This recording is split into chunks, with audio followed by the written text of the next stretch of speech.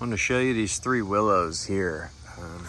As you can see here, that would be a $40 plant. That'd be a $22 plant, and the other one's the same. These are all on the clearance rack at Lowe's, and I got these 3 plus 2 more coneflowers for 60, 61, 62 bucks, something like that. You should really check out the clearance areas in your Lowe's, Home Depot, anything like that. They're usually towards the back of your garden center.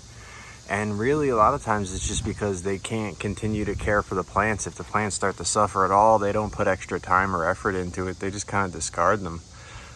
So sometimes just taking that same plant that's now half price, put it in the shade a little bit, water it every morning, you know, just moving it around and putting it in a, you know, softer space until it's, you know, safer weather that you could plant it.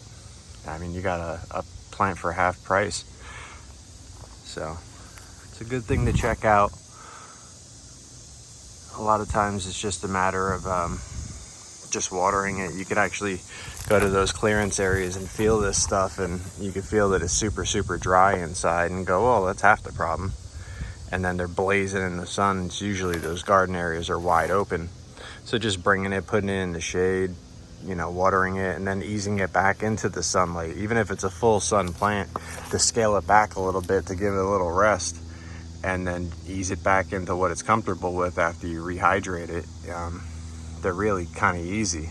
So these are considered to be like rescues, but in the same token, it takes almost no effort to put them back on track. I wouldn't consider those to be like bad plants at all, especially that big guy there.